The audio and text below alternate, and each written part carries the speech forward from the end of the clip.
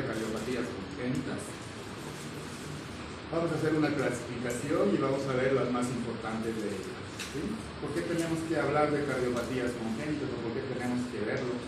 ¿Por qué? Porque la prevalencia al nacer es relativamente alto. En Bolivia o acá en Cochabamba se reporta aproximadamente 12 recién nacidos con cardiopatía por cada 1000 recién nacidos vivos. Es un montón. De hecho, la incidencia de las cardiopatías incrementa conforme más alto es la ciudad. Las cardiopatías pueden ser hasta 25 por 1000 recién nacidos vivos, ¿no? Ahora, un 30% de estas cardiopatías van a ser cardiopatías complejas o cardiopatías críticas. ¿Qué son las cardiopatías congénitas? Las cardiopatías congénitas son las malformaciones del corazón y grandes vasos presentes al nacimiento. Recordando que también hay cardiopatías adquiridas, ¿cierto? Entonces, las cardiopatías congénitas son las malformaciones del corazón y grandes vasos presentes al nacimiento. El rango de severidad de estas cardiopatías es muy amplio. Va desde cardiopatías que son muy simples, incluso cardiopatías que se curan solos, hasta cardiopatías muy complejas que requieren de una cirugía en la etapa neonatal, ¿sí? Si hablamos de las malformaciones en general, las cardiopatías congénitas son las malformaciones más comunes en los recién nacidos. Es más frecuente que las malformaciones gastrointestinales, más frecuentes que las genitourinarias, más frecuente que las malformaciones del sistema nervioso central. Entonces, las cardiopatías congénitas son más frecuentes de todas las malformaciones en un recién nacido. Ahora, las cardiopatías congénitas, la signosintomatología pues va a variar dependiendo la etapa, ¿no? En el recién nacido presentan otra signosintomatología, en un lactante menor, en un lactante mayor, en la edad pediátrica pues la sintomatología es variable. ¿Qué datos clínicos o qué datos de un estudio complementario debe hacerme sospechar que estoy frente a un recién nacido con cardiopatía? Sabemos que la cianosis es una manifestación muy frecuente de las cardiopatías congénitas, pero la principal causa de cianosis, por ejemplo, es patologías del aparato respiratorio. La cianosis de causa cardiovascular es en segundo lugar y la cianosis por causa del sistema nervioso central es el tercer lugar. ¿Cómo yo puedo diferenciar si el paciente o un recién nacido que está con cianosis, la cianosis yo puedo atribuirlo a cardiovascular o respiratorio? Es muy sencillo. Todo recién nacido está cianótico pero que no tiene dificultad respiratoria, entonces ese puede ser un paciente cardiópata verdadero. En cambio, la cianosis de causa respiratoria viene con mucha dificultad respiratoria. Por eso dice acá, cianosis con taquipnea feliz. Paciente cianótico, pero el niño está estable. Se les llama confortables azules, ¿no? Entonces, un recién nacido cianótico, pero sin dificultad respiratoria. En cambio, la cianosis de causa respiratoria, esto no solo en un recién nacido, a cualquier edad. Un paciente cianótico con mucha dificultad respiratoria, ese es problema respiratorio, problema pulmonar. En algún punto tiene alguna patología que está causando la cianosis. En cambio, la cianosis de causa cardiovascular viene sin dificultad respiratoria o con una dificultad respiratoria muy leve, ¿verdad? Otro punto muy importante que tiene que hacerme sospechar que estoy frente a un recién nacido con cardiopatía es una cianosis diferencial. Normalmente existe una diferencia de saturación preductal y postductal de 3 puntos porcentuales, considerando que preductal siempre es la mano derecha y postductal cualquiera de las dos extremidades. Si yo tengo una saturación de 96 en el brazo derecho y 93, existen 3 puntos porcentuales de diferencia. Hasta 3 puntos es lo normal.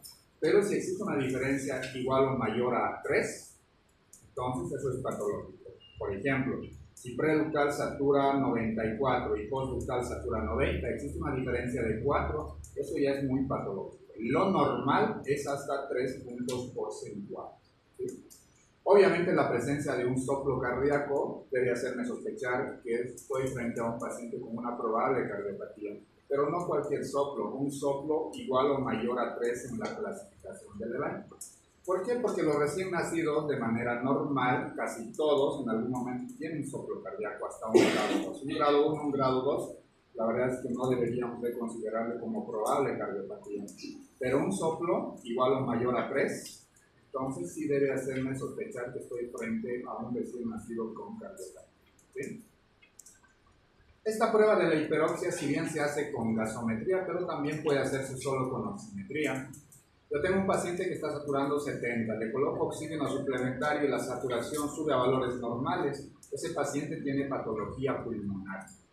Yo tengo un paciente que satura 70 y le pongo oxígeno suplementario, pero no sube más de 5 puntos o sube 6. De 70 subió a 76, o si quieren a 80, pero nunca llega a valores normales. Ese es un paciente cardiópata, de verdad. ¿Sí? Pues la prueba de la hiperoxia, si bien se hace con gasometría, pero también puede hacerse solo con oximetría.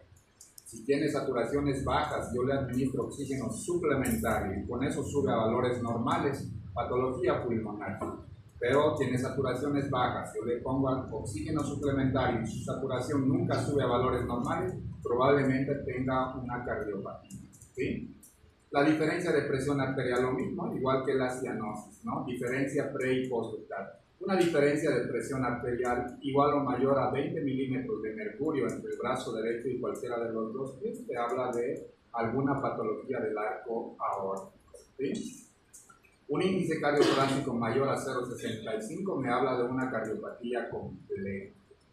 Y algunos datos electrocardiográficos que también me pueden llevar a sospechar que estamos frente a una cardiopatía. Por ejemplo, la desviación del eje eléctrico extrema derecha me habla de una cardiopatía que se llama canal atrioventricular, que lo vamos a ver más adelante.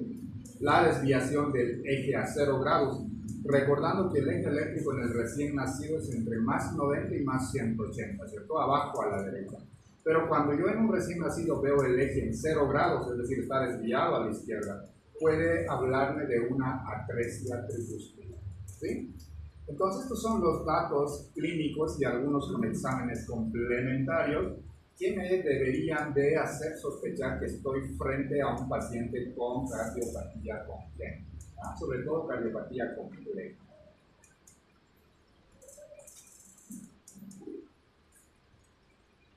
Esto en los recién nacidos. La sintomatología es muy diferente en los lactantes. Los lactantes llevan a presentar fatiga con la alimentación, diaforesis con la alimentación, pausas durante la alimentación, cianosis con la alimentación y obviamente poca ganancia ponderal. Es un niño que no sube de peso y no crece y además presenta todo esto. Debería de llamarme la atención y sospechar que este paciente probablemente tenga una cardiopatía congénita. Fatiga con la alimentación, pausas con la alimentación, diaforesis con la alimentación y cianosis con la alimentación. Todos estos datos pueden o deberían de hacerme sospechar que el paciente probablemente tenga una cardiopatía. Esto en el lactante. Ya en niños más grandes la sintomatología, si bien muchas se repiten, pero algunas son diferentes. Por ejemplo, infecciones respiratorias a repetición. Sabemos que las infecciones respiratorias altas son muy frecuentes en la edad pediátrica. ¿Cuánto es lo normal? Entre 6 y 8 respiraciones o infecciones respiratorias altas durante un año. Es decir, que un niño tiene chance de tener resfríos hasta 8 veces por año.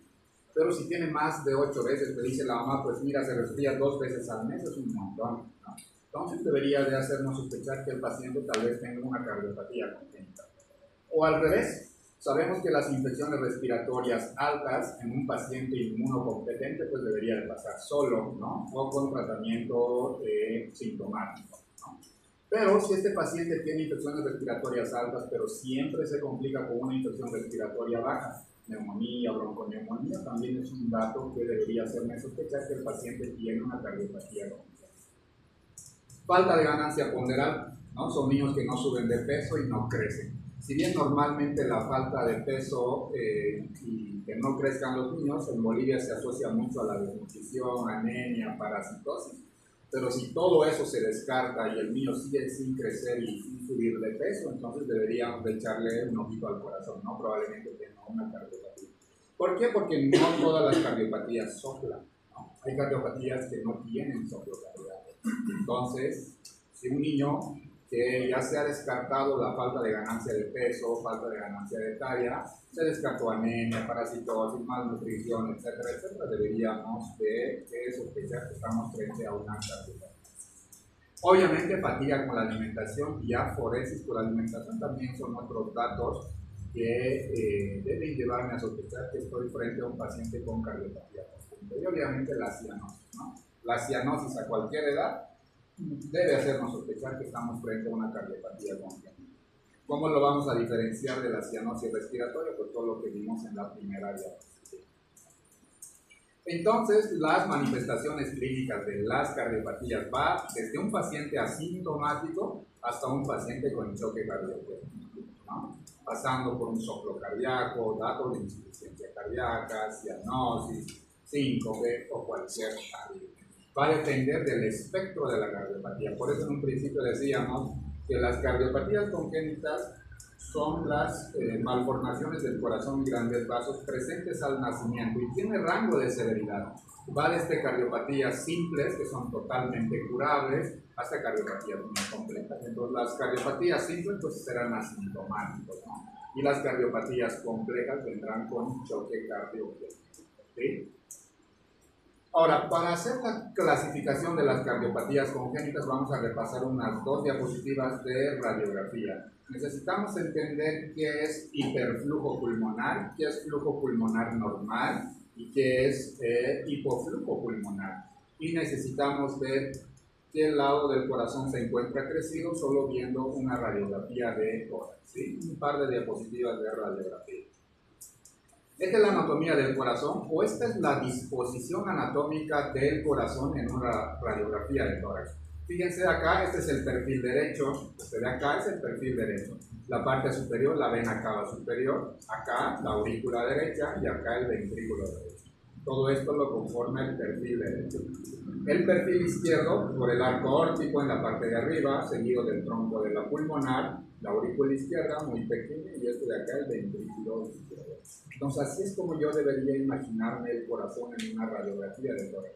Si yo esta parte de acá lo veo como una imagen radiopaca que viene hasta acá, pues debería de pensar que la aurícula derecha está muy grande, o acá tengo una imagen radiopaca que viene hasta acá, podría sospechar que la vena cava superior está muy dilatada o muy crecida, o acá esta parte muy abombada, que es muy habitual en las cardiopatías de hiperflujo pulmonar, pues yo tengo que sospechar que el tronco de la pulmonar está muy crecida o muy dilatada y luego encontrarle una causa, ¿no? Más o menos así es como deberíamos de imaginarnos a la silueta cardiovascular. Por acá arriba la vena cava superior, la aurícula derecha, el ventrículo derecho que siempre descansa sobre el diafragma, el arco órtico, la arteria pulmonar, la aurícula muy pequeñita y el ventrículo izquierdo, ¿no? Entonces, viendo la radiografía de tórax, yo puedo determinar qué lado del corazón se encuentra crecido. Y a esto me voy a ayudar con un electrocardiograma que lo vamos a ver en las diapositivas. El índice cardiotorácico, solo para recordarlos cómo se mide, tenemos que trazar una línea recta paralelo a la parte media de la columna. De esta línea hacia la parte más externa derecha es mi línea A. Y de esta línea central a la parte más externa del borde izquierdo es mi línea B. Y eso lo voy a dividir, sumo A más B, como acá en la fórmula, y lo dividimos sobre C. La línea C, ¿por dónde tiene que pasar? Por el ángulo cardiofrénico derecho, por este ángulo postofrénico derecho, o por la parte media del diafragma derecho. Y acá trazo una línea media, que es esta de acá, y por ahí hago pasar la línea C. Ojo, recordar siempre que la línea C viene de la parte interna costal, no viene desde acá, sino viene de acá, de la parte interna costal, a este otro lado igual, de la parte interna costal, ¿sí? A más B sobre C, así es como sacamos el índice cardiotorácico.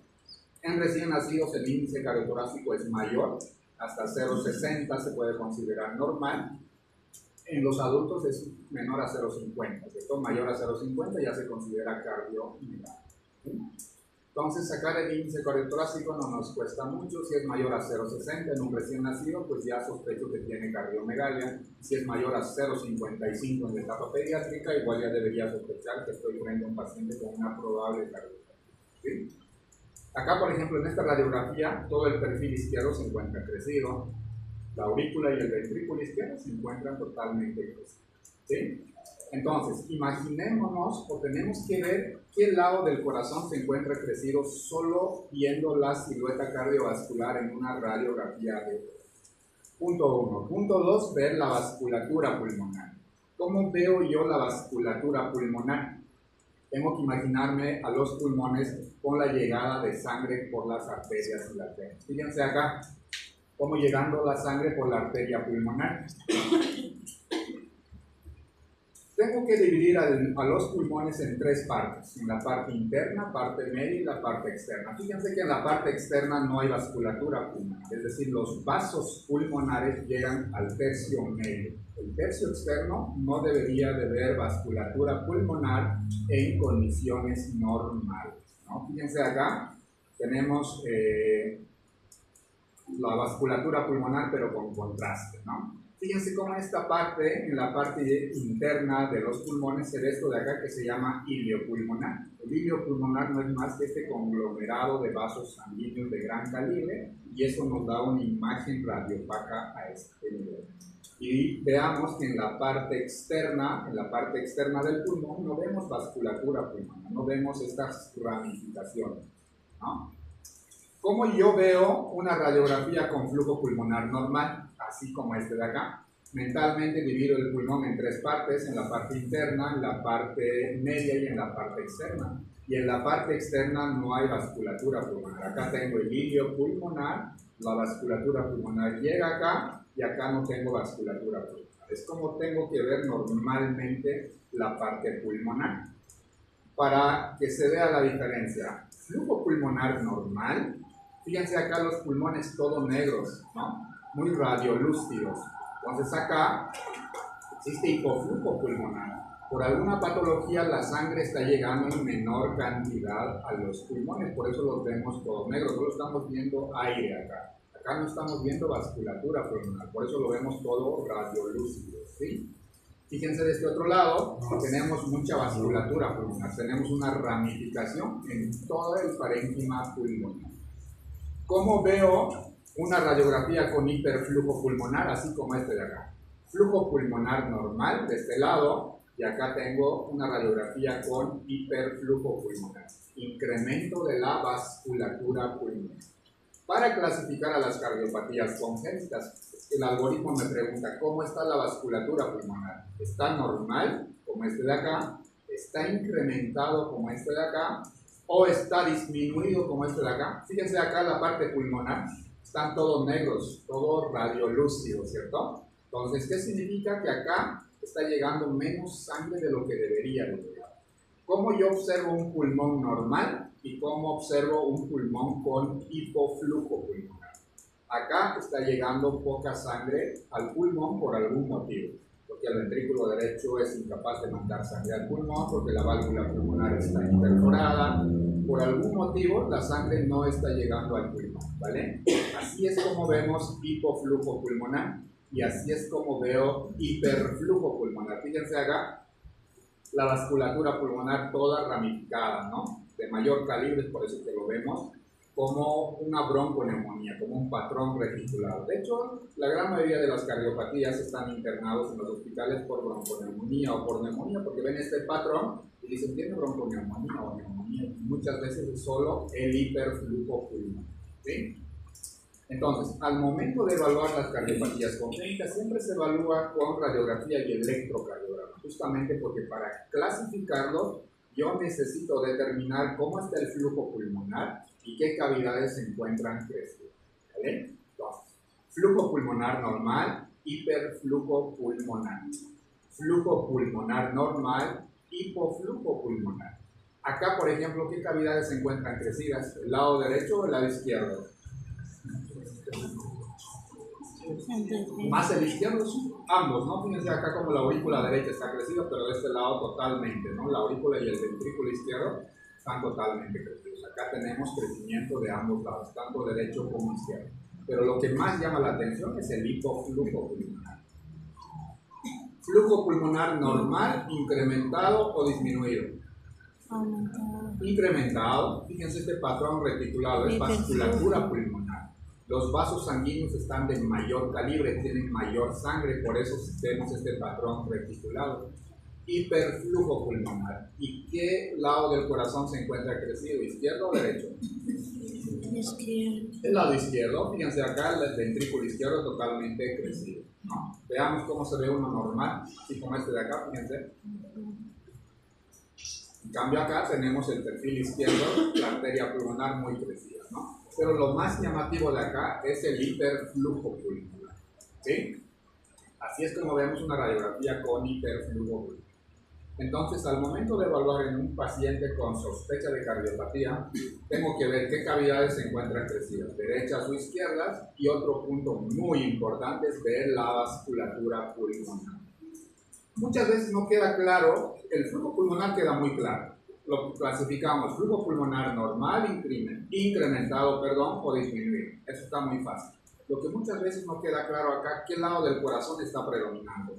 ¿El lado izquierdo o el lado derecho? Para eso tenemos el electrocardiograma. En el electrocardiograma vimos algo que se llama predominio ventricular, ¿recuerdan? Antes de predominio ventricular, solo con el eje eléctrico yo puedo ver qué cavidades se encuentran crecidas. Sabiendo que lo normal es acá, si el eje me sale acá, yo digo que el eje está desviado a la izquierda, y si el eje está desviado a la izquierda, el ventrículo izquierdo está más grande, ¿no? Si el eje está desviado a la derecha, el ventrículo derecho está más grande. Que también me ayuda a determinar de qué ventrículo está predominando sobre el otro, ¿sí? Pero también habíamos visto esta parte del predominio ventricular, ¿no? ¿Alguien recuerda cómo vimos la parte del predominio ventricular? Eso, B1 y B2 y B5 y B6. En B1 B2 dijimos que B1 y B2 mira el ventrículo derecho y B5 y B6 mira el ventrículo izquierdo, ¿no? Mientras más alta sea mi onda R en B1 B2, más crecido o más hipertrófico está el ventrículo derecho. Mientras más alta sea mi onda R en B5 y B6, más crecido está el ventrículo izquierdo. Acá, ¿qué ventrículo está más crecido? ¿El derecho o el izquierdo? El derecho, ¿por qué? Porque si yo comparo las ondas R de B1 y B2 con B5 y B6, B1 y B2, la onda R está muy alta, entonces acá está predominando el ventrículo de derecho. Eso con la onda R, también habíamos comentado que con la onda S es al revés. Mientras más profunda sea mi S en B5 y B6, más crecido está el derecho, ¿no? Mientras más profunda es mi S en B1 y B2, más crecido está el izquierdo. Si acá yo comparo las ondas S, las S más profundas están en B5 y B6. Entonces acá el ventrículo derecho está predominando, ¿no? Y eso me ayuda a mí a clasificar de qué lado del algoritmo pongo a las cardiopatías congénitas. ¿Sí? Acá, ¿qué ventrículo está crecido? ¿O qué ventrículo predomina y por qué? Izquierdo, ¿por qué? Porque tengo las R's más altas en B5 y B6. Fíjense, en B1, B2 no tengo S, no tengo R, perdón. Acá R muy pequeñita, acá otra R muy pequeña. Si yo comparo las R's de B1 y B2, en B5 y B6 las R están muy altas, ¿no? Y no solo la R, sino también la S. La S está muy profunda en B1 y B2, y eso me habla que el ventrículo izquierdo está muy grande, ¿no?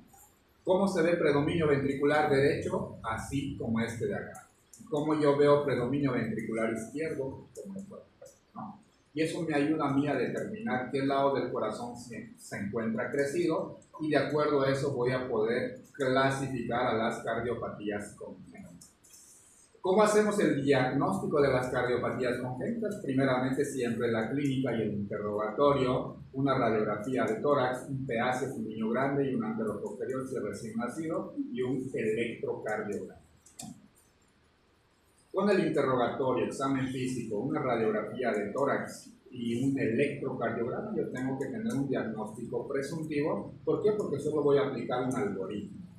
Si bien el ecocardiograma es el gol estándar para confirmar o descartar la sospecha diagnóstica de una probable cardiopatía, pero con la clínica, la radiografía y el electrocardiograma debería yo tener la capacidad de hacer diagnóstico de las cardiopatías congénitas. Y acá está la clasificación de las cardiopatías congénitas, ¿no? Y ahí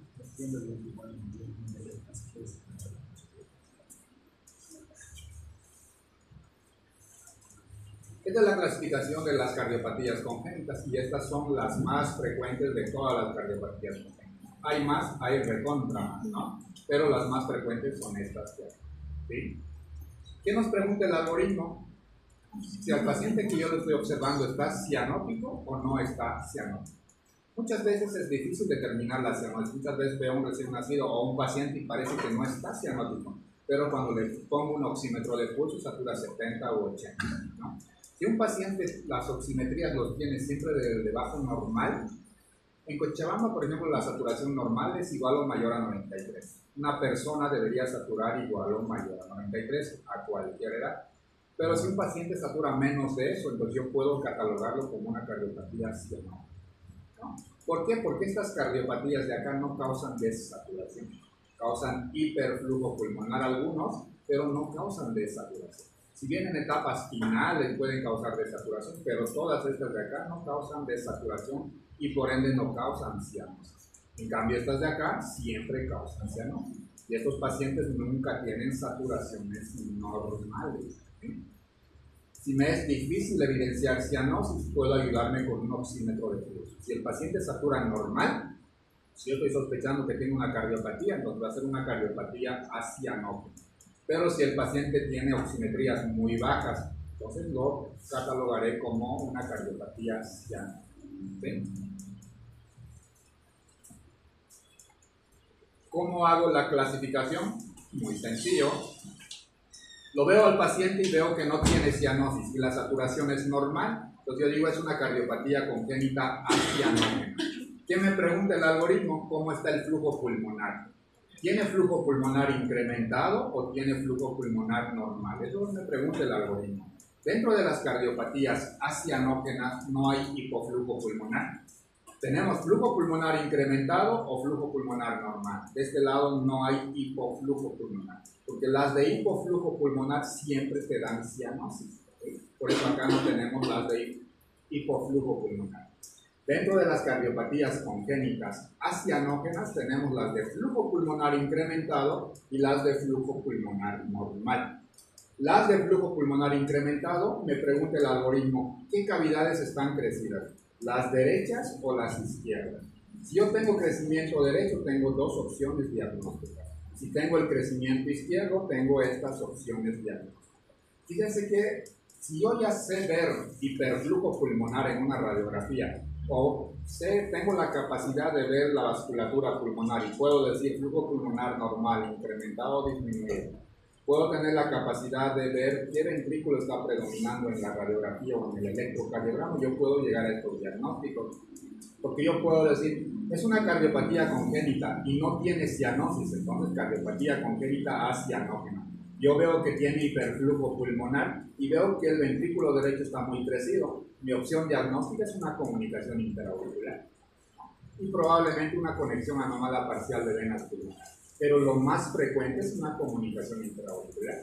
Fíjense cómo solo aplicando el algoritmo yo puedo hacer el diagnóstico. Y obviamente la comunicación interauricular tiene algunas particularidades que lo vamos a ir viendo más adelante, ¿sí? Entonces yo tengo un paciente con sospecha de cardiopatía, no tiene cianosis y la radiografía tiene hiperflujo pulmonar y tiene crecimiento del ventrículo derecho. Mi opción diagnóstica, lo más probable, una comunicación interauricular. También puede ser una conexión anómala parcial de venas pulmonares, ¿sí? Me voy de este lado, cardiopatía congénita acianógena de hiperflujo pulmonar con crecimiento del ventrículo izquierdo. Tengo 4 opciones diagnósticas: comunicación interventricular, conducto arterioso persistente, ventana aortopulmonar y canal atrioventricular. Canal atrioventricular es una suma de comunicación interauricular más comunicación interventricular, ¿sí? Fíjense acá en esta parte de las cardiopatías con hiperflujo pulmonar, tenemos las cardiopatías que tienen un hoyo en el corazón. Doctora. Muy bien, decíamos que esta parte de las cardiopatías acianógenas con hiperflujo pulmonar, todos al final tienen un hoyito en el corazón. Una comunicación interauricular es un hoyo que existe entre las dos aurículas. Una comunicación interventricular es un hoyito que existe entre los dos ventrículos. Conducto arterioso permeable o persistente y ventana aortopulmonar es una comunicación entre aorta y pulmonar. Y canal AB decíamos que es una suma de comunicación interauricular más comunicación intraventricular. Todas estas cardiopatías de hiperflujo pulmonar acianógenas, ¿qué tienen en común? Que va mucha sangre al pulmón, ¿no? Sangre extra al pulmón, ¿no? Y al final todos son un hoyito en el corazón, ¿sí? Por ese hoyito va sangre extra al pulmón, por eso la vasculatura pulmonar se encuentra incrementada en estas cardiopatías. Dentro de las cardiopatías congénitas acianógenas de flujo pulmonar normal, acá tenemos problema de las válvulas, ya sea insuficiencia o estenosis. Las cardiopatías congénitas acianógenas de flujo pulmonar normal, problemas de válvulas, ya sea estenosis o insuficiencia. Acá es lo mismo que pregunta el algoritmo, ¿es una cardiopatía congénita? Sí, acianógena, no tiene cianosis el paciente. ¿Cómo está el flujo pulmonar? Está normal. ¿Qué ventrículo se encuentra crecido? ¿El derecho o el izquierdo? Si es el derecho, tengo estas opciones diagnósticas. Si es el izquierdo, estas opciones diagnósticas. Insuficiencia y estenosis. Estenosis pulmonar, estenosis mitral, coartación de aorta. Coartación de aorta en niños más grandes, estenosis aórtica, insuficiencia aórtica, insuficiencia mitral. Fíjense que todos son problemas de válvulas, estenosis o insuficiencia.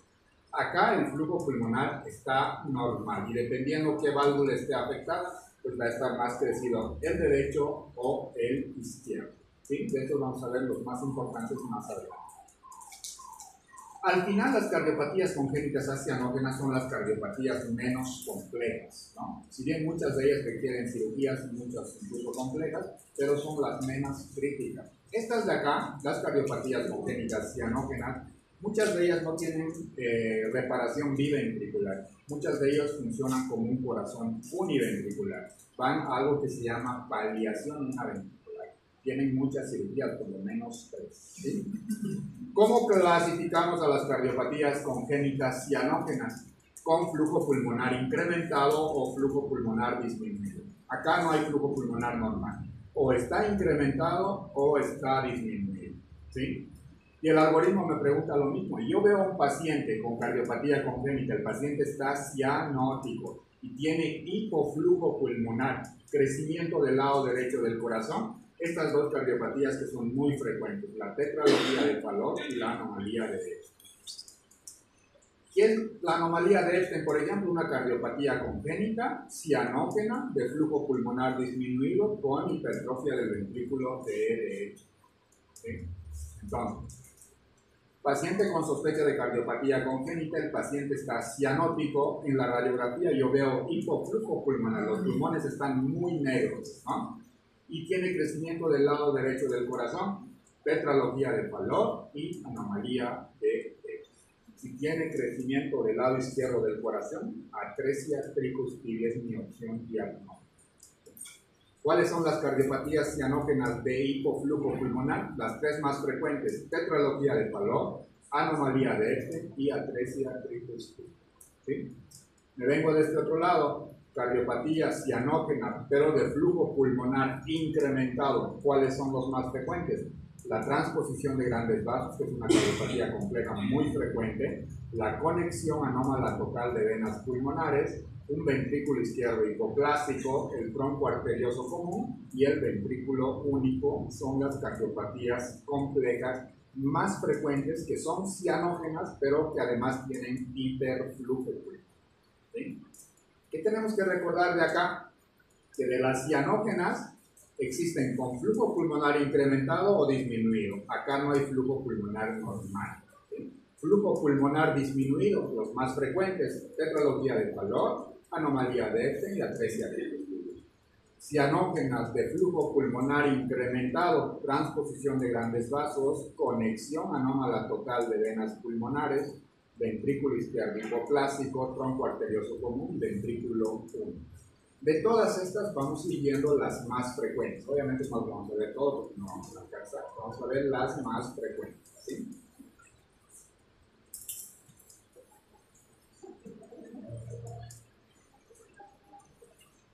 Vamos primero con las cardiopatías que no son tan complejas. que son muy frecuentes. Vamos a empezar con una comunicación interauricular. ¿Qué es una comunicación interauricular? Decíamos que una comunicación interauricular es un oído que está entre las dos aurículas. Acá tengo la aurícula derecha, la aurícula izquierda y esta es la comunicación interauricular, ¿no? Comunicación interauricular. ¿Qué características tiene una comunicación interauricular? En la radiografía, en el electrocardiograma, perdón, vemos esto de acá, en la radiografía observo esto de acá, y tiene algo característico que es el soplo. Cuando veíamos soplo cardíaco decíamos que la comunicación interauricular te da un soplo bien característico. ¿Alguien lo recuerda? Eso, un soplo mesosistólico. ¿Qué patologías más te dan soplo mesosistólico? La estenosis pulmonar y la estenosis aórtica. Entonces, una comunicación interauricular nos da un soplo mesosistólico y esto de acá es muy característico de una comunicación interauricular. ¿Qué es esto de acá? ¿Cuál extrasístole? ¿Más fuerte? Eso, bloqueo de rama derecha. Las orejas de conejo, fíjense, el patrón R, S, R mayúscula P. Patrón de bloqueo de rama derecha. Los pacientes que tienen comunicación interauricular, muchas veces la única manifestación clínica o la única manifestación en los exámenes complementarios es esto de acá, el bloqueo de rama derecha.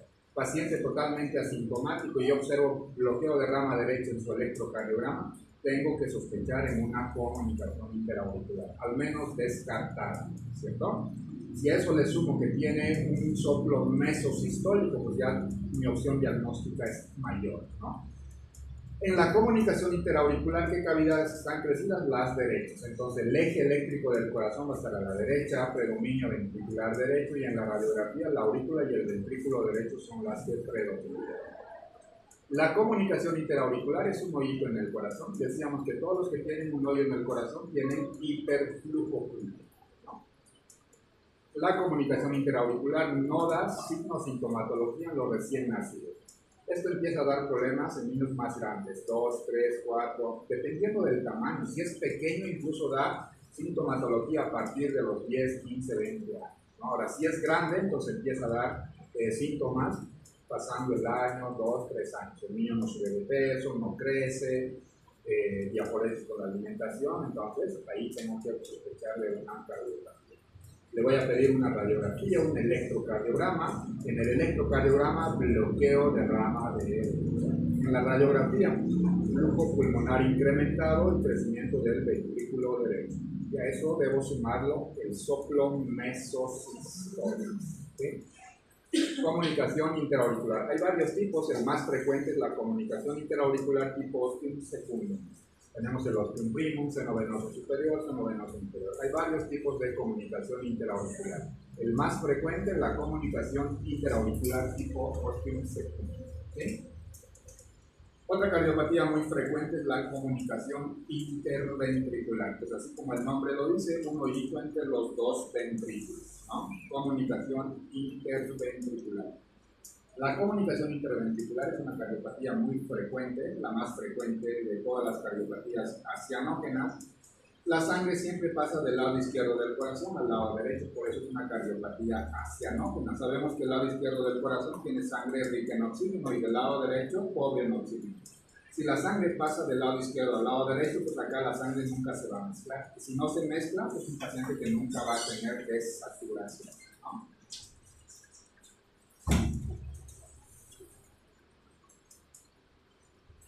Lo característico de la comunicación interventricular es el soplo, un soplo holosistólico. ¿Sí? Esta cardiopatía nos da crecimiento del lado izquierdo del corazón. Fíjense acá en la radiografía como el ventrículo izquierdo está totalmente crecido y hay hiperflujo pulmonar. Predominio ventricular izquierdo en el electrocardiograma con ondas R altas en T5 y T6 y el eje también va a estar desviado a la izquierda. Igual que la comunicación interauricular, hay varios tipos. La más frecuente es la comunicación interventricular perimembranosa. La más buena de todas es la comunicación interventricular muscular. Y las dos más malas es la comunicación interventricular de entrada y la de salida. Esas siempre requieren cirugía. La perimembranosa, si bien es la más frecuente, un 15% si tiene cierre espontáneo, 85% van a cierre. ¿Sí? De la comunicación interventricular, ¿qué tenemos que recordar? Que tiene crecimiento del lado izquierdo del corazón, hiperflujo pulmonar, el soplo holosistólico, y que existen 4 tipos, ¿no? Perimembranosa, muscular, de entrada y de salida. La más buena de todas, la muscular. La más frecuente, la perimembranosa. Y las 2 peores, la de entrada y de salida. Conducto arterioso persistente. Conducto arterioso persistente yo debo sospechar en los pacientes prematuros. ¿Sí? La principal cardiopatía de los prematuros es la persistencia del conducto arterioso. Dice acá prematuros. Antes se asociaba mucho a la rubiola congénita, pero hoy no hay mucho, ¿no? Gracias a la vacuna. ¿Sí? Lo característico del conducto arterioso persistente es el soplo continuo o soplo en máquina de vapor, también se llama, o soplo de Gibson. ¿Sí? Lo más característico, soplo continuo. Y acá tenemos crecimiento del lado izquierdo del corazón, ¿sí? Aurículo y ventrículo izquierdo. En la radiografía, hiperflujo pulmonar, y en el electrocardiograma, predominio ventricular izquierdo. ¿Sí? Conducto arterioso persistente, más frecuente en prematuros. Decíamos que canal atrioventricular es la suma de una comunicación interauricular más una comunicación interventricular. Canal atrioventricular. Si yo escucho la palabra canal atrioventricular, tiene que recordarme a esto de acá. ¿Qué es esto de acá? Eso, trisomía 21, ¿no? Los niños que tienen trisomía 21 tienen esta cardiopatía, al menos en un alto porcentaje. ¿Sí? Los niños con Down suelen tener mayor probabilidad de tener canal atrioventricular. ¿Sí? Por eso dice acá Down. También se llama defecto de los cojinetes endocárdico. Al ser la suma de una comunicación interauricular y una interventricular, los pacientes tienen falla cardíaca de manera importante. Cardiomegalia global con flujo pulmonar incrementado. Y decíamos que lo característico de esta cardiopatía es que el eje se va a extrema derecha, ¿no? Eje en extrema derecha. ¿Qué tenemos que recordar del canal AB? Que se asocia mucho a la trisomía 21, que es un canal AB, la suma de una comunicación interauricular más una comunicación interventricular. Es una cardiopatía de hiperflujo pulmonar.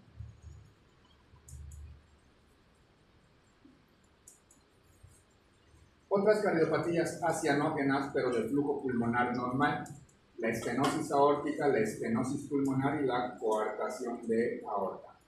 Estas cardiopatías que tienen flujo pulmonar normal deberíamos de asociarlo mucho a los síndromes genéticos, ya no tanto a las trisomías, sino a los síndromes genéticos, al Noonan, al Williams, al Holt-Oram, al Krejcik, a cualquier síndrome genético. ¿Va? Estenosis pulmonar, ¿qué significa estenosis pulmonar? Que la válvula pulmonar está limitada en su apertura, ¿no? Estenosis pulmonar, la válvula pulmonar que está acá puede estar engrosada, displásica, y eso limita su apertura. Entonces la sangre pasa con mucha dificultad del ventrículo a la arteria pulmonar. Y el soplo característico de la estenosis pulmonar es el mismo soplo de la comunicación interauricular, un soplo mesosistólico o soplo eyectivo en foco pulmonar. Acá no hay cortocircuito, entonces el flujo pulmonar está normal y sí existe hipertrofia del ventrículo derecho. Estenosis pulmonar, estenosis aórtica, debemos de asociarlo siempre a algún síndrome genético, ¿sí? Noonan, al 22Q11, por ejemplo, al George, al Alagir, o a cualquier síndrome genético. La estenosis aórtica, por ejemplo, se asocia mucho al Marfan. No solo estenosis, también dilatación. Problemas de la válvula aórtica, ya sea estenosis o dilatación, se asocian mucho al Marfan. Y obviamente a los síndromes genéticos, ¿no? Al Noonan, al Williams, al Alagir, Holt-Oram, a cualquier síndrome genético. La gran mayoría de los síndromes genéticos, no solo las trisomías, están asociados a cardiopatías congénitas, ¿no? Entonces acá tenemos un problema de la válvula aórtica, tiene estenosis, tiene limitación en su apertura, ¿no? ¿Qué tipo de soplo tienen estos pacientes? Soplo mesosistólico en foco aórtico. Crecimiento ventricular izquierdo en el electrocardiograma y el ventrículo izquierdo crecido en la radiografía de tórax con flujo pulmonar normal. Todas estas cardiopatías de flujo pulmonar normal, estas de acá, debemos de asociarlo a los síndromes céntricos, siempre.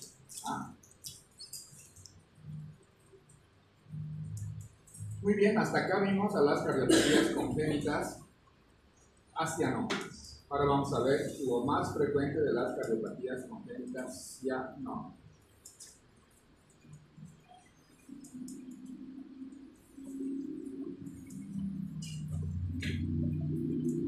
Primero, ¿por qué los pacientes tienen cianosis? En las cardiopatías que vimos, en las previas, vamos a revisar un poco acá. En las cardiopatías acianógenas, la sangre siempre va del lado izquierdo del corazón al lado derecho. La sangre rica en oxígeno no se mezcla en ningún momento. Esta sangre del ventrículo izquierdo va sin mezclarse hacia la aorta. En las cardiopatías congénitas cianógenas no sucede lo mismo. Acá, el cortocircuito es de derecha a izquierda, es decir, la sangre va del ventrículo derecho al ventrículo izquierdo. Sangre desoxigenada del ventrículo derecho al ventrículo izquierdo. Entonces, en el ventrículo izquierdo la sangre se mezcla. Es sangre desoxigenada que va hacia la aorta. Por eso estos pacientes tienen cianosis. ¿Cuáles son las principales causas de cianosis? Especialmente el cortocircuito de derecha a izquierda. Cualquier condición fisiopatológica que traduzca que la sangre del lado derecho del corazón pase al lado izquierdo del corazón. Es decir, que el lado izquierdo del corazón tendrá sangre desoxigenada. Ahora, la cianosis puede ser al nacimiento, o se presenta al nacimiento, o se puede presentar en la etapa del lactante menor o lactante mayor. Vamos a ver las principales cardiopatías cianógenas. El más frecuente de todos y el más conocido, la tetralogía de Fallot. ¿Por qué esta cardiopatía es una cardiopatía cianógena? Justamente por esto de acá. Uno de los componentes de la tetralogía de Fallot es la estenosis pulmonar. Es decir, la sangre no puede ir hacia los pulmones. ¿Por qué? Porque tiene doble estenosis. Estenosis de la válvula pulmonar y una estenosis infundibular. Eso hace que el ventrículo derecho hace que al ventrículo derecho le sea incapaz de mandar sangre hacia los pulmones. Por eso es una cardiopatía de hipoflujo pulmonar. ¿Y dónde va la sangre? Pues tiene que ir a algún lado, se va hacia el ventrículo izquierdo. Acá en el ventrículo izquierdo tenemos sangre mezclada. Y esta sangre mezclada va hacia la aorta. Y esta es una sangre desoxigenada, saturando más o menos entre 80 y 85. Y esa sangre va hacia la aorta y eso es lo que nosotros percibimos cuando colocamos un oxímetro de oxígeno, ¿no? Entonces es la razón de por qué estos pacientes tienen cianosis. ¿Qué es lo más característico de la tetralogía de Fallot? Esto de acá. ¿Qué parece esta radiografía? Eso, corazón en bota o corazón en zapato suelto, ¿no? Es lo característico de la tetralogía de Fallot en la radiografía. Como el nombre lo dice, tetralogía de Fallot, 4 componentes: hipertrofia del ventrículo derecho, comunicación interventricular, cabalgamiento de la válvula aórtica y estenosis pulmonar, ya sea valvular o infundibular. ¿Qué vamos a encontrar en el electrocardiograma? Si el problema es en la válvula pulmonar, pues el ventrículo derecho se hipertrofia cada vez más. El eje va a estar desviado a la derecha y vamos a tener predominio ventricular derecho. La tetralogía de Fallot se opera entre los 3 meses a los 6 meses. Es la edad ideal para operar a estos pacientes. ¿Y ¿de qué depende la cirugía? Depende del tamaño de la válvula pulmonar. Si la válvula pulmonar tiene buen tamaño, probablemente solo requiera una cirugía. Si la válvula pulmonar es muy pequeña, el paciente requiere cirugía cada 10 años, porque tenemos que hacer recambio de la válvula pulmonar de manera constante. La tetralogía de Fallot, la transposición de grandes vasos, el bronco arterioso común, se denominan patologías o cardiopatías troncoconales. Y todas las cardiopatías troncoconales se asocian mucho al 22q11. ¿Cómo se ve un niño con 22q11? Lo voy a tratar así. Este es un niño con 22q11. Así se ve un niño con 22,11. Cuando nosotros veamos un niño con estas facies, yo debo pensar que él puede tener una cardiopatía troncoconal. ¿Qué es una cardiopatía troncoconal? Tronco arterioso común, transposición de grandes vasos, tetralogía de Fallot, etcétera, etcétera. ¿Sí? Esta facies es una facies de la lesión del 22q11. Entonces, los pacientes con Fallot o los pacientes con 22q11 pueden tener tetralogía de Fallot. Y esos también pueden estar asociados a los síndromes genéticos. En un pequeño porcentaje sí, pero pueden estar asociados. Entonces, ¿qué tenemos que recordar de la tetralogía de Fallot? Sus 4 componentes o los 4 elementos que lo componen, que el cortocircuito siempre es de derecha a izquierda, es decir, sangre desoxigenada pasa del lado oxigenado del corazón. Corazón en zapato sueco, corazón en bota, predominio ventricular derecho con eje desviado a la derecha en el electrocardiograma. ¿Cuándo se operan estos pacientes? Entre los 3 meses y los 6 meses. Y son estos pacientes que hacen la famosa crisis de hipoxia, ¿no? Son pacientes que cuando lloran se colocan más morados, cuando están resfriados se colocan más morados, cuando están con diarrea se colocan más morados. ¿Por qué? Porque tienen algo que se llama infundíbulo, que se cierra cada vez que existe una mayor descarga de catecolaminas. Tetralogía de Fallot, una cardiopatía congénita cianógena de las más frecuentes. Algo característico del Fallot es que son pacientes que no están cianóticos desde el nacimiento. Al nacer, muchos de ellos no están cianóticos. Se empiezan a tener cianóticos más o menos al mes de vida. ¿Sí? Y conforme va pasando el tiempo, pues van presentando cada vez más cianóticos. Tetralogía de Fallot. Otra cardiopatía muy frecuente, sobre todo en las madres diabéticas, es esta cardiopatía que se llama transposición de grandes arterias o transposición de grandes vasos. Sabemos que del ventrículo izquierdo emerge la aorta y del derecho la arteria pulmonar. Pues acá el nombre lo dice, transposición de grandes arterias. Los vasos están invertidos. Del ventrículo izquierdo emerge la pulmonar y del derecho emerge la aorta. ¿Cuál es el problema? Porque estos pacientes tienen cianosis desde el nacimiento. Muy fácil. Fíjense acá. El ventrículo izquierdo manda sangre ¿a dónde? A los pulmones. A la arteria pulmonar, perdón. Y la arteria pulmonar a los pulmones. Una vez que la sangre se oxigena, ¿dónde regresa? A la aurícula izquierda. La aurícula izquierda al ventrículo izquierdo, a la arteria pulmonar, pulmones, ventrículo izquierdo. Fíjense que acá da la vuelta. Son circulaciones en paralelo. De este otro lado lo mismo. La sangre desoxigenada llega a la aurícula derecha, de la aurícula derecha al ventrículo derecho. Como en esta cardiopatía el derecho está conectado con la aorta, pues la sangre va a la aorta. De la aorta distribuye a todo el cuerpo y esa sangre ¿dónde regresa? A la aurícula derecha. Aurícula derecha, ventrículo derecho, aorta, aurícula derecha, ventrículo derecho, aorta. De este lado sangre cada vez más desoxigenada y de este lado sangre cada vez más oxigenada. Es decir, el paciente está cianótico desde el nacimiento. Ni bien nace, el paciente ya está cianótico. Y conforme va pasando el tiempo, se pone más cianótico. ¿Sí? Transposición de grandes vasos, principal cardiopatía cianógena al nacimiento. Son pacientes que desde que nacen están cianóticos. ¿Qué características tiene una transposición de grandes vasos? Hijo de madre diabética, también en el 22q11. Y tienen un patrón radiográfico típico, que es este de acá. ¿Qué parece esto de acá?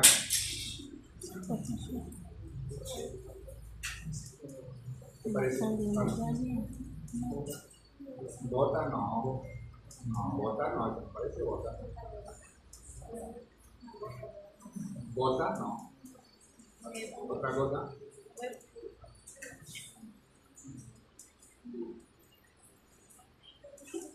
¿Cómo es Josué? ¿Qué parece? Un huevo. Eso, un huevo. Muy bien. Algo tiene con los huevos, ¿no? Ella me ha dicho que sí. Pero sí, la transposición de grandes vasos, el patrón radiográfico característico es el huevo trans. El huevo trans. Huevo trans de transposición de grandes vasos. Para que se acuerden, pueden buscar. Por lo que te haya recordado, pero está bien, es huevo. Pero ahí dice, doctor. A ver, ¿Dónde dice? ahí. Ah, pues sí, mira. Milen, carajo, mierda. Milen. Bueno, de la transposición de grandes vasos, el patrón radiográfico típico es el corazón en huevo, el famoso huevo trans, de transposición de grandes vasos. Ahora, hagamos de cuenta que usted tiene un paciente con una radiografía como esta de acá. Usted dice, pues el doctor dijo que puede ser transposición de grandes vasos. Pero como vimos en la diapositiva previa, son pacientes que siempre están cianóticos. Entonces, este paciente tiene que saturar 70, 80, no puede tener saturaciones normales. Si yo tengo esta radiografía en un paciente que satura normal, entonces no es transposición de grandes vasos, ¿no? El contexto clínico es bien importante, pero si el paciente satura 70, le pongo oxígeno y no sube más de 75 o 80 si quieren, no sube más y el patrón radiográfico es este, transposición de grandes vasos. Patrón radiográfico en forma de huevo, transposición de grandes vasos. Y acá dice, principal cardiopatía cianógena al nacimiento. Estos desde que nacen están cianóticos, justamente por la circulación en paralelo de... ¿Sí? ¿En quiénes tengo que sospechar transposición de grandes vasos? Hijos de madre diabética y los pacientes con lesión del 22Q11. ¿Y cómo se ve un niño con 22Q11? Así, decía, ¿no? Muy bien. Transposición de grandes vasos. Una cardiopatía que se opera al diagnóstico. Transposición diagnosticada, transposición operada. Se opera al segundo día o se diagnostica al segundo día, al tercer día ya debería estar entrando a... ¿Qué es lo que se hace acá? Se llama cirugía de Yaten o pinche arterial, que es un cambio de los vasos. ¿No? Pero ¿cuál es el problema? Las coronarias. Las coronarias son vasos muy diminutos. Entonces, al trasladar la aorta a su posición, lo que se hace muchas veces es traccionar a las coronarias. Y muchas veces las coronarias se acolan y los pacientes se infartan y se mueren. Entonces, el cirujano tiene que tener la pericia de llevar este vaso y ponerlo de este otro lado sin traccionar demasiado las arterias coronarias. Que no se acolen las coronarias. Porque si las coronarias se acolan, pues el paciente se infarta y luego se muere. Transposición de grandes vasos. Otra cardiopatía muy frecuente es esto que se llama tronco arterioso común. Sabemos que todos tenemos dos grandes vasos, aorta y pulmonar. Estos pacientes, como el nombre lo dice, tronco arterioso común, tienen un solo vaso, ¿no? Fíjense acá, los dos ventrículos tienen un solo vaso, por eso se llama tronco arterioso común. Hay varios tipos dependiendo de dónde emerge la arteria pulmonar. Muchas veces la arteria pulmonar emerge, nace el tronco común y nace del lado izquierdo del tronco común la arteria pulmonar. Y dependiendo de eso hay una clasificación que es esta de acá que no lo vamos a ver. ¿Qué tenemos que recordar del tronco arterioso común? Que tienen un solo vaso, como vemos acá en la imagen, y hay una clasificación muy amplia dependiendo de dónde emergen la arteria pulmonar. Son pacientes cianóticos desde el nacimiento, pero son pacientes estables. La transposición de grandes vasos son pacientes inestables. En cambio acá, pacientes estables, asociarlos siempre a la lesión del 22Q11.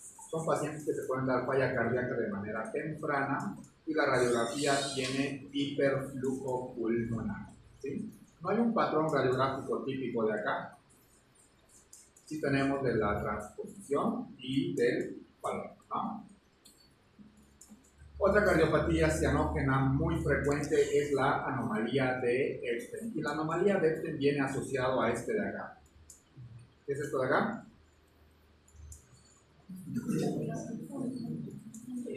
¿Más fuerte? Eso. Wall Parkinson White, ¿verdad? Onda delta, preexcitación PR corto.